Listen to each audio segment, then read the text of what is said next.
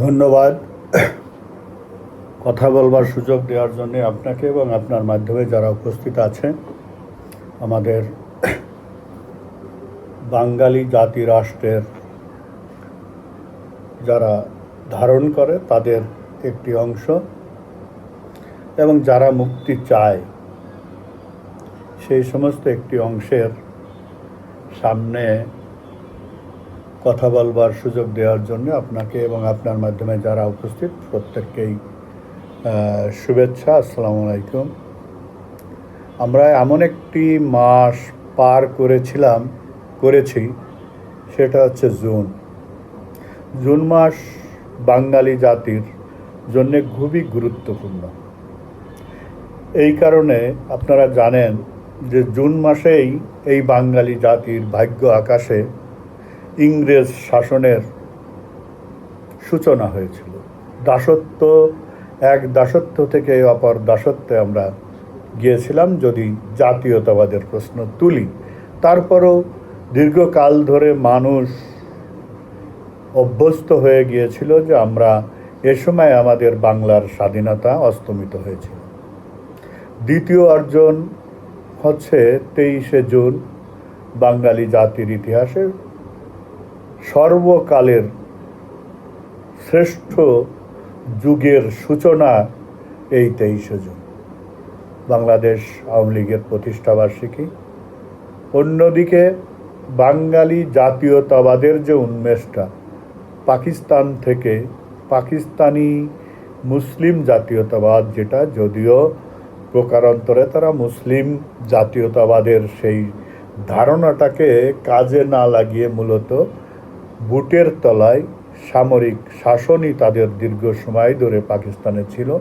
তার বিরুদ্ধে সর্বপ্রথম অফিসিয়াল যে আন্দোলনের ঘোষণা, সেটা ঐতিহাসিক 7ই জুন 1966। এই তিনটি কারণে আমাদের বাঙালি জাতির ইতিহাসে এবং আমাদের মহানায়ক, যাকে পৃথিবীর প্রায় 32 কোটি মানুষ ভোট দিয়ে, আপনারা জানেন, শ্রেষ্ঠ বাঙালি নির্বাচিত করেছিল। তখন কিন্তু বিএনপি ক্ষমতায় এবং বিবিসি এই জরিপটি করেছিল। সর্বশেষ 20 জনের তালিকায়ও বঙ্গবন্ধু এবং 20 জনের মধ্যে প্রথমেই ছিল এবং সর্বশ্রেষ্ঠ বাঙালি হিসেবে। কারণ অনেকেই কবি, সাহিত্যিক, গবেষক আছে, কিন্তু সকল কিছুর সমন্বিত রূপ হচ্ছে বঙ্গবন্ধু শেখ মুজিব, যিনি আমাদেরকে সমগ্র পৃথিবীতে একটি জাতি হিসেবে স্বীকৃতি করাইছিলেন এবং একটি রাষ্ট্র উপহার দিতে সক্ষম হয়েছিলেন। সেই রাষ্ট্রটি আজকে বাধাগ্রস্ত, সেই রাষ্ট্রটি আজকে নির্যাতিত, সেই রাষ্ট্রটি আজকে অন্ধকারে পথ হারিয়ে ফেলেছে। আপনারা জানেন 2024-এর এই জুলাইয়ে যে আন্দোলনটি হয়েছিল, আমার ভাষায় বা আমাদের ভাষায় আমরা বলি একটি প্রতি বিপ্লবের কাছে আমরা হেরে গেছি বিশ্ব মিডিয়া, ডলার সাংবাদিক, বুদ্ধিজীবী এবং 71-এর 16ই ডিসেম্বর পূর্ব পাকিস্তানের যে সামরিক পরাজয়, এটাকে আখ্যায়িত করে পাকিস্তানের প্রেসিডেন্ট জেনারেল ইয়াহিয়া যে কথাটি বলেছিল যে আমাদের আজকে থেকে আদর্শগত যুদ্ধ শুরু হলো, যা জারি থাকবে পরবর্তী বিজয় না হওয়া পর্যন্ত। তা সেটাকে যদি আমরা ঐতিহাসিকভাবে বিশ্লেষণ করি, 2024-এ আসলেই তাদের সেই শক্তি রেখে যাওয়া বরপুত্ররা, যাদেরকে আমরা পাকি সন্তান বলি, 71-ও আমাদের একজন ভাই বলেছেন সেদিনও 24.73%, আজও কিন্তু প্রকারান্তরে প্লাস মাইনাস এরকমই। সংখ্যাতত্ত্বের দিক দিয়ে বাড়লেও পার্সেন্টেজের দিক দিয়ে পাকি সন্তানদের সেই জায়গাটায় এসেছে। কিন্তু মজার ব্যাপার হচ্ছে তাদের কাছে যে ইনস্ট্রুমেন্টগুলো আছে, মিডিয়া থেকে শুরু করে অর্থবিত্ত, ব্যবসা বাণিজ্য, ৭১-এর পরাজিত হলেও সেটা তাদের কাছে ছিল। যদিও রাষ্ট্র মানে গঠনে তাদের কাছ থেকে এই সম্পদগুলো কেড়ে নেওয়া, বাজেয়াপ্ত করা দরকার ছিল, তাদের বিচারের মুখোমুখি করা দরকার ছিল। ৭৫-এর ১৫ই আগস্ট বঙ্গবন্ধুর যে নির্মম হত্যাকাণ্ডের মধ্য দিয়ে পরবর্তী সরকারগুলো যে কার্যক্রমগুলো করেছে, মূলত পাকিস্তানি ধ্যান ধারণায়, যেটা যদি একটি জাতির জন্ম বইটা পড়েন তাহলে দেখবেন স্বস্বীকৃত জেনারেল জিয়া পাকিস্তানি মিলিটারি একাডেমির যে আদর্শ, সেই আদর্শের কিছু সে তুলে ধরেছিল।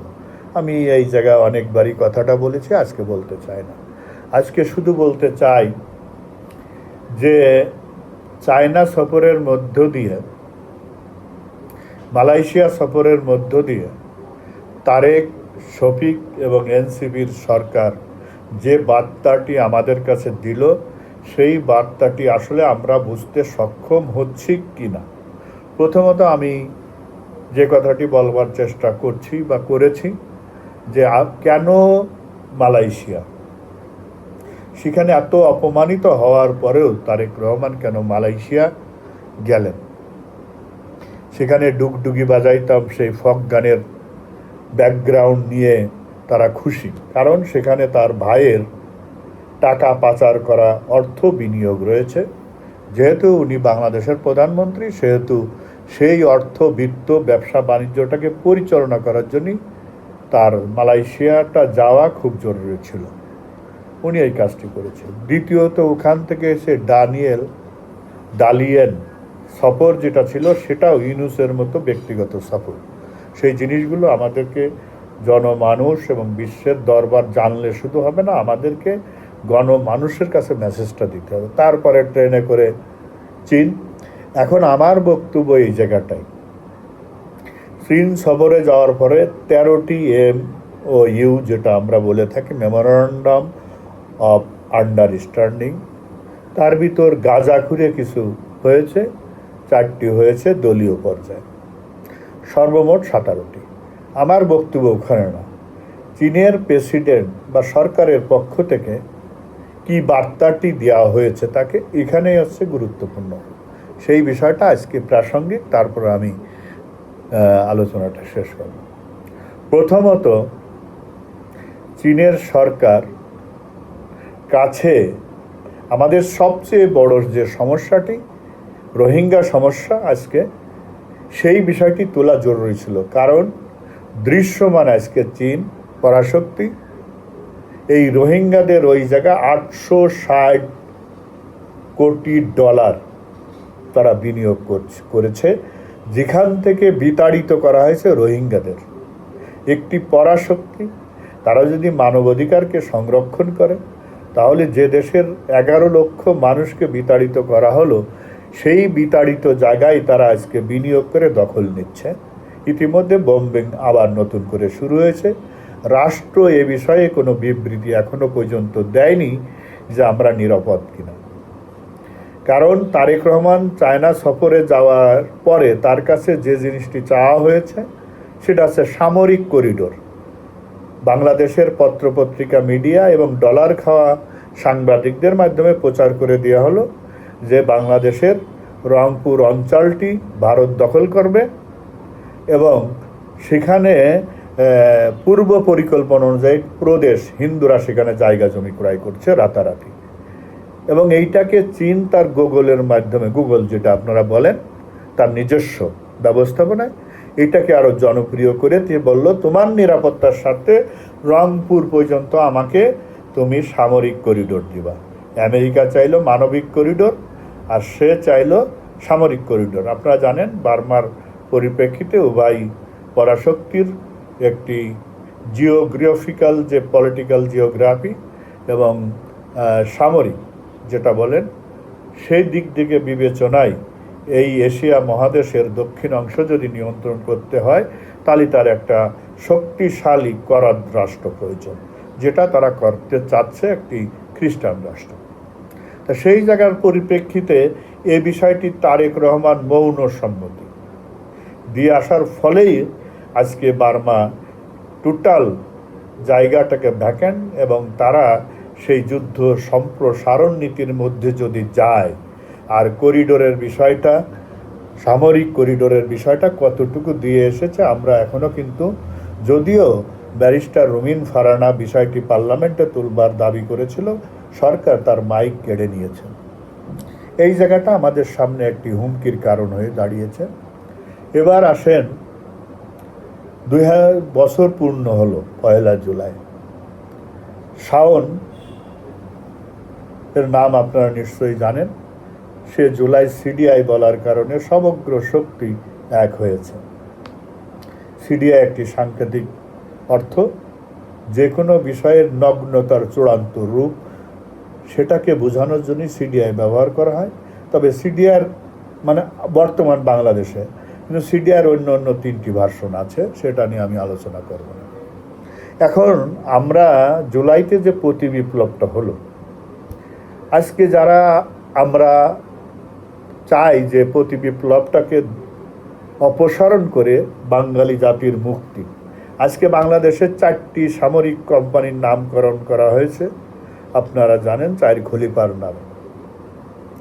বিষয়টা উদ্দেশ্য যদি ইসলাম এবং মুসলিমকে সাম্যের নীতির কারণে করা হতো, তাহলে বিষয়টা কিন্তু আমাদের কাছে গ্রহণযোগ্য, জাতির কাছে গ্রহণযোগ্য, তো আমরা বাহবা দিতাম, স্যালুট জানাতাম। কিন্তু মূল উদ্দেশ্যটা তো, যেমন আমি আপনাদের সাথেও শেয়ার করেছিলাম একদিন, যে লা ইলাহা ইল্লাল্লাহু মুহাম্মাদুর রাসূলুল্লাহ যেখানে লেখা থাকবে সেটা অবশ্যই আমাদের সম্মানের যোগ্য, কিন্তু উদ্দেশ্যটা যেমন এমন হয় যে সেইটা দ্বারা বিশেষ কোনো বাহিনী, বিশেষ কোনো কার্য সম্পাদনের প্রতীক বোঝায়, তখন এটা ভয়ঙ্কর।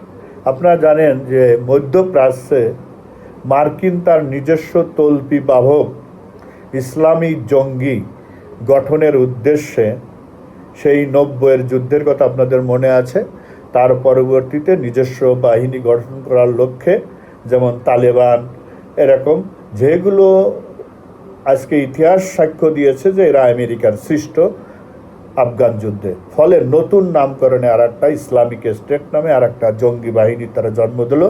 তাদের যে পতাকাটা, সেই পতাকাটা ডিজাইন করা হয়েছে এইভাবে।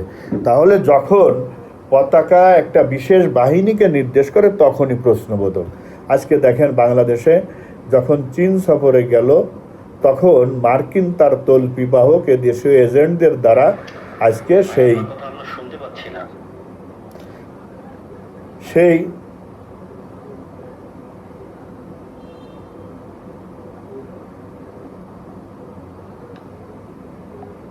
মার্কিন যুক্তরাষ্ট্র যখন চীন সফরে আমাদের সরকার গেল, তখন এই সরকারকে একটা থ্রেট দেওয়ার উদ্দেশ্যে বিশ্বকাপের আদলে তখন সেই ইসলামিক স্টেটের পতাকাগুলো টাঙ্গানো হলো। তার মানে বাংলাদেশে জঙ্গিবাদের যে বিকাশটা, সেটা মিডিয়ার মাধ্যমে, সরকারি তথ্যের মাধ্যমে প্রচার করা হলো। ঠিক সেই সময় বাংলাদেশের ডলার খাওয়া সামরিক সমরনায়করা বাংলাদেশের 4টি কোম্পানির নামকরণ করলো, আবু বকর, ওমর, উসমান এবং আলী। এই করাটার মাধ্যমে বাংলাদেশের সেনাবাহিনীর সর্বশেষ জঙ্গি তকমাটা তারা লাগিয়ে দিল। কারা লাগিয়ে দিল? যারা ডলারের বিনিময়ে 2024-কে আমেরিকার পক্ষে এই প্রতি বিপ্লবটা সংগঠিত করেছে। আর একটি অংশ চীনের পক্ষে গেল। তা আমাদের এই বিষয়গুলোকে নিয়ে তো উদাসীন থাকলে হবে না, কারণ ঝড় যখন আসবে তখন আপনার আমার ঘর বাদ দিয়ে এই ঝড় প্রবাহিত হবে না।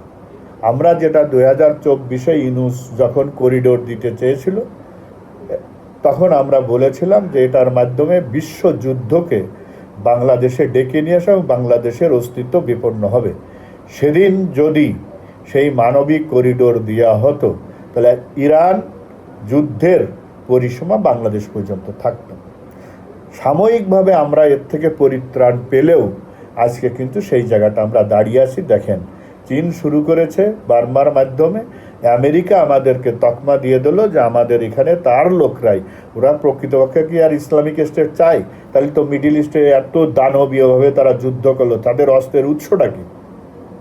তাহলে তো ওখানে একটা ইসলামিক স্টেট দ্বীপ। আপনারা জানেন যে চারটি রাষ্ট্রের করিডোর যে জায়গাটা, তারা দীর্ঘ 70 থেকে 75 বছর যুদ্ধ করেও তাদের কোনো জাতি রাষ্ট্র নাই, তাদের রাষ্ট্রীয় কোনো পরিচয় নয়, ওই যে হিজবুল্লাহ যাদেরকে বলা হয়। যাই হোক, আলোচনা আসলে এই লেভেলে করাটা কঠিন। সর্বশেষ আপনাদের কাছে আমার আহ্বান থাকবে এবং জয় বাংলার পক্ষ থেকে, সেটা হচ্ছে যে সত্যিকার অর্থে যদি কিছু করতে চাই, তাহলে মানুষের কাছে আমাদের একটি বক্তব্য পৌঁছে দেওয়া দরকার, যাতে করে কর্মীর বাইরে জনগণের অংশগ্রহণ বাড়ে। তাদের কিন্তু এই আন্দোলন সংগ্রামে অংশগ্রহণ করাটা বড় কথা না, বড় কথা তাদের সমর্থন। যারা আজকে শেখ হাসিনাকে বাংলাদেশে রিসিভ করতে দাঁড়িয়ে আছে, তারা যে কোনো মূল্যেই দাঁড়িয়ে থাকবে, কিন্তু সমর্থন ওই যে 1 to 3% মানুষের দলের নেতাকর্মীর বাইরে সমর্থনটা আমাদের জন্যই, যদি এটাকে বিপ্লব হিসেবে আখ্যায়িত করতে চাই, ভবিষ্যতে এই সমস্ত অপরাধীদের বিচার করতে চাই, অসংখ্য ন্যাক্কারজনক ঘটনার বিচার করতে চাই, তাহলে গণমানুষের সমর্থনটা ঘরে বসেই প্রয়োজন। আমি যখন আন্দোলন সংগ্রাম করব, তখন যেন এক গ্লাস পানি কারুর ঘরে টিয়ার সেলের আঘাত পেলে যেন আমরা চোখে পানি দিতে পারি, কেউ খাইতে দিক আর না দিক যেন আমাদেরকে স্বাগত দাঁড়ায় রাস্তার দুপাশ দিয়ে। তাহলে আমাদের করণীয়টা কি? 2024 জুলাই থেকে 5ই আগস্ট পর্যন্ত AI এর মাধ্যমে যে সমস্ত ভিডিও স্থিরচিত্র প্রকাশ করা হয়েছিল, তার যেখানে টমেটো দিয়ে গুলি করে মারা হয়েছে, আসলে পরবর্তীতে সে যে দৌড়িয়ে উঠে গেল, এই যে পূর্ণাঙ্গ ভিডিওটা যার কাছে আছে তাকে প্রকাশ করতে হবে। তার বন্ধু বান্ধব আত্মীয় স্বজন যারা মিডিয়াতে আছে, যারা সেদিন মিডিয়ার পক্ষ থেকে ভূমিকা পালন করেছিল, তাদেরকে যে কোনো মূল্যে তাদের সাথে সম্পর্ক করে সেই ভিডিওগুলো, তথ্য সমৃদ্ধ ভিডিওগুলো কালেকশান করে, যে এগুলো হত্যাকাণ্ড ছিল না, তারা পরবর্তীতে দৌড়ে উঠে গেছে। যমুনার একজন সাংবাদিক এই ধরনের ভূমিকা পালন করেছে। আমরা দেখেছি ডলার খেয়েও হামিম গ্রুপের পত্রপত্রিকা এই ধরনের কার্যক্রম করেছে, অসংখ্য মিডিয়ায় কাজটি করেছে। তা আমাদেরকে সেই ভিডিওগুলো, সেই কাটপিসগুলো যদি আমরা পাই, গতকালকে আমি একটা জিনিস শেয়ার করেছিলাম, সেটা আছে AI দিয়ে গুলি করার শব্দ করে, মানে গুলি করছে আর মানুষ মরছে, এই ধরনের দৃশ্য 2024 জুলাইয়ে দেখানো হয়েছিল। আপনারাও হয়তো কেউ কেউ এগুলো পাবেন। সেই বিষয়গুলো যদি আপনারা এই আইডিতে দেন, তাহলে আমরা সমন্বিতভাবে একটা প্রচারণায় যদি নামি, তাহলে বাংলাদেশের সাধারণ মানুষগুলো দেখবে যে 2024-এর যে ব্লান্ডারগুলো করা হয়েছে, কিভাবে একটি মিথ্যাচার করে সাজানো গোছানো সংসারকে ভেঙে দেওয়া হয়েছে, পরকীয়ায় পড়ে কিভাবে নিজের সন্তান স্বামীকে ত্যাগ করে, অথবা স্ত্রী স্বামীকে ত্যাগ করে, স্বামী স্ত্রীকে ত্যাগ করে কিভাবে তার ব্যক্তি জীবনকে ধ্বংস করেছে। তদ্রূপ বাঙালির একটি অংশ কিভাবে মিথ্যা দ্বারা প্রভাবিত হয়ে, পাকিস্তান, আমেরিকা, তুর্কির দ্বারা প্রভাবিত হয়ে, চায়নার দ্বারা প্রভাবিত হয়ে এই রাষ্ট্র জনগণকে ধ্বংস করেছে। আজকে ক্ষুধার্ত মানুষের সংখ্যা, বেকার মানুষের সংখ্যা, ইন্ডাস্ট্রি বন্ধ হয়ে গেছে। যারা কর্মজীবনে ছিলেন তারা জানেন, টাকার ক্রয় ক্ষমতা 45% অলরেডি কমে গেছে। ইতিমধ্যে সরকার 62,000 কোটি টাকা ছাপিয়েছে, ব্যাংক থেকে লোন নিয়েছে 62,500 কোটি টাকা। এই বিষয়গুলো আজকে জনগণের সামনে আমাদেরকে আনা দরকার, তাই নাহলে জনগণ তো এগুলো বুঝবে না। বুঝবে যখন, তখন আমরা শেষ, জাতি হিসেবে আমরা শেষ। সেইগুলো আমাদেরকে আনতে হবে, এবং যাদের কাছে যতটুকু তথ্য আছে, আশা করি আপনারা এখানে সুমন ভাই বলেছেন, আমি সেই বিষয়গুলো পুনরাবৃত্তি করতে চাই না, আমাদের কাছে দেন, আমরা এটার শেয়ার করি, এবং সেখান থেকে ঝড়ের গতিতে বাঙালির কাছে আমরা বিশ্বের কাছে পৌঁছে দিই। আজকে 2024-এর পরে অসংখ্য মুক্তিযোদ্ধাকে উলঙ্গ করা হয়েছে, তাদেরকে জুতোর মালা পরানো হয়েছে, পিটানো হয়েছে। আজকেও দেখলাম একটি ইউনিয়নের ভারপ্রাপ্ত বিএনপির সভাপতি, সে একজন বয়োবৃদ্ধ নারী, তার সে মহান মুক্তিযুদ্ধে অংশগ্রহণ করে নাই, তাকে যেভাবে লাঠি পিটা করা হচ্ছে। আজকে মুক্তিযোদ্ধা সহ 151 জনকে কারাগারের অন্তরালে হত্যা করা হয়েছে, অসংখ্য নেতাকর্মীকে বাইরে হত্যা করা হয়েছে, জবাই করে হত্যা করা হয়েছে। যার কাছে যত তথ্য আছে আমরা সম্মিলিতভাবে AI আমাদের কাছে পাঠান, আমরা এইগুলো দিয়ে একটা ফিচার তৈরি করে মানুষের কাছে একসাথে ছাড়ি। যেহেতু এখন সরকারে আমরা নাই, সরকারে বাঙালি নাই, তাহলে আমরা একটা জিনিস দিলে মানুষ এখন যাচাই বাছাই করার চেষ্টা করবে জিনিসটা কতটুকু সত্য। আজকে ভাইকে না পেয়ে বোনকে গ্যাংরেপ, আজকে ধর্মের নামে আমাদের সময় অনেক কথা বলা হয়েছে যে এরা ধর্মীয় শিক্ষা নাই বলে এই কাজটি করছে। কিন্তু আজকে 2024-এর বাংলায় আজকে প্রত্যেকটা মাদ্রাসায় ইমামদের দ্বারা, হাফেজদের দ্বারা হাফেজ ধর্ষিত হচ্ছে।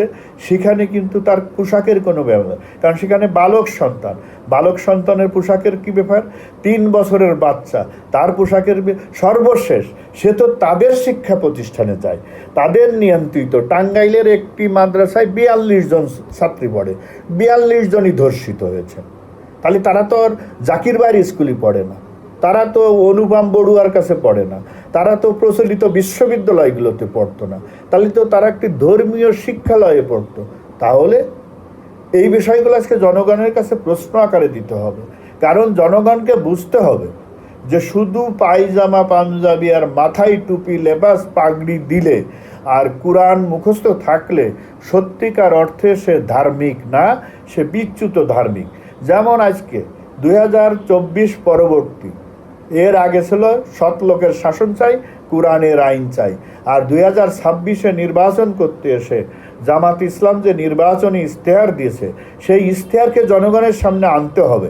সেই ইশতেহারে নাই ইসলামিক অর্থনীতি, সেই ইসলামে নাই সৎ লোকের শাসন চাই, কোরআনের আইন চাই, সেই জায়গায় নাই যে আমরা সুষম একটি শিক্ষা প্রতিষ্ঠান করব ধর্মীয় লেবাসে, কোনো কিছুই নাই। বরঞ্চ আমরা কি দেখেছি? দ্বিচারিতা করেছে, জনগণকে বিভ্রান্ত করেছে, মিথ্যাচার করেছে, ধর্মকে ব্যবহার করে আবার হিন্দুকে নমিনেশন দিয়েছে, আবার নির্বাচনের পরে গীতা পাঠ করার অপরাধে একজন টিএনওকে অপমানিত করে রাতারাতি বদলি করে পাঠিয়ে দিয়েছে। তাহলে আজকে এই বিষয়গুলো জনগণের কাছে আনতে হবে না? যে হিন্দু ভাই লোভে পড়ে, টাকার লোভে পড়ে দাড়িপাল্লার নির্বাচন করে বড় বড় কথা বলেছিল, তার কাছেও প্রশ্ন করতে হবে পঞ্চগড়ে কেন গীতা পাঠ করা গেল না। আজকে বাংলাদেশের কোনো রাষ্ট্রীয় প্রোগ্রামে গীতা পাঠ করা যায় না। তাহলে নির্বাচনের আগে তারা বিভিন্ন জায়গায় যে সমস্ত ধর্মের পুরোহিত হয়ে গেল, সেটা হিন্দু হোক, খ্রিস্টান হোক, বৌদ্ধ হোক, মুসলিম হোক। কারণ ইতিমধ্যে প্রমাণিত হয়ে গেছে তারা মুসলিমকেও ধারণ করে না। মুসলিমকে ধারণ করলে একজন এমপি জামাতের, এনসিপির দ্বারা ধর্মীয় লিবাসে পরিণত রাজনীতি করে। একটি ধর্ষণ নিয়ে কথা বলেছে, একটি বলৎকার নিয়ে কথা বলেছে, বললে তাদের সেই উলঙ্গ হয়ে যাবে তাদের চরিত্রটি, তারা সাইলেন্ট হয়ে গেল। সে কথাটি বাংলার জনগণের কাছে প্রশ্ন রাখতে হবে। একটি ব্যাংকের দখল নিয়ে তারা 1,79,00,000 টাকা রাষ্ট্রের শুধু ইলেকট্রিসিটি বিল দিয়ে পার্লামেন্টে আলোচনা করলো। কই, তারা তো এত মায়ের বুক খালি হলো, এত আমাদের সন্তানরা বলৎকার হলো, এত জবাই হলো নৃশংস, সেটা নিয়ে তো কথা সরকার তো কথা বলছেনই না। তাই যথার্থই আমি মনে করি আইনমন্ত্রী এবং স্বরাষ্ট্রমন্ত্রী এবং স্পিকার একটি কথা বলেছে, 2 বাপের 1 সন্তান। কি বিচিত্র! আপনারা যেখানে এখানে আছেন, যদি আপনারা কি জীবনে শুনেছেন 2 বাবা 1 সন্তানকে জন্ম দেয়? কিন্তু এটা সম্ভব বাংলাদেশ হয়েছে, কারণ বাংলাদেশের যে সরকার, এই সরকারের 2 বাপ, এই সরকারের 2 বাপ। সে কথাটা আজকে জনগণকে বলতে হবে। এটা আমার কথা না, তার স্পিকারের কথা, তার আইনমন্ত্রীর কথা। আইনমন্ত্রী তো আর আমার মতো আপনার মতো না, হাদি না, তাই না? সে তো বুদ্ধিমান। তাহলে সে হলো পাকির সন্তান, সে আমেরিকার সন্তান। এই কারণে আদর্শ সন্তান, দুইয়ের মিশ্রণে তার জন্ম হয়েছে, সেজন্য গাধা আর ঘোড়ার জন্ম হয়, দুইয়ের শঙ্করে তাকে কি বলে আপনারা জানেন। আজকে সরকারটা সেই জায়গাটা আছে। অনেক কথা বলেছি, সর্বশেষ সকলের প্রতি আহ্বান জানাবো, আজকে করণীয় নির্ধারণ হয়ে গেছে। অনেকে বলেন কর্মসূচি নির্ধারিত হয়ে গেছে 23 তারিখের 26 তারিখে, যখন আমাদের জাতির জনকের কন্যা বঙ্গকন্যা শেখ হাসিনা যখন বলেছে বাংলার মাটিতে ফিরে আসব। আমি অরক্ষিত রেখে, নির্যাতনে হায়নার মুখে রেখে আমি সরে যেতে পারি না। যখন বহুবিধ চেষ্টা করে নতুন নেতৃত্ব এই প্ল্যাটফর্ম সেই প্ল্যাটফর্মে রিফাইন আমলিক করার ষড়যন্ত্র করে চেষ্টা চালিয়েছে, তার ব্যর্থতায় ঘি ঢালিয়েছে। আজকে সমগ্র বিশ্বের 267টি রাষ্ট্রে বঙ্গবন্ধু কন্যার এই মেসেজটি পৌঁছে গেছে।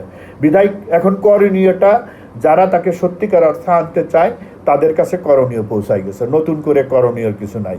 তবে আজকে যদি সত্যিকার অর্থে জাতিকে প্রশিক্ষিত গণমানুষকে আমাদের সাথে সংযুক্ত করতে হয়, তাহলে এই 2024 থেকে অদ্য অবধি যে ঘটনাগুলো ঘটেছে এইগুলোকে সমন্বয় করে জাতির উদ্দেশ্যে ছাড়তে হবে। সোশ্যাল মিডিয়ায় যার যত ক্ষমতা আছে, জাতি এটা দেখুক যে কি ভয়ঙ্কর অবস্থায় আমরা আছি, কি যুদ্ধ অবস্থায় আমরা আছি। আজকে জাতি জেনে গেছে তার খাবার নাই, আগেই ভালো ছিলাম, সেই আগেই ভালো ছিলাম আর পরবর্তীতে ভালো থাকতে পারবা না, সেই জিনিসটা জাতিকে ভয়ঙ্কর রূপে জানাতে হবে। কি কি কারণে ভালো থাকতে পারবা না সেই জিনিসটা আমাদেরকে জানাতে হবে। সবাই ভালো থাকবেন। খুদা হাফেজ।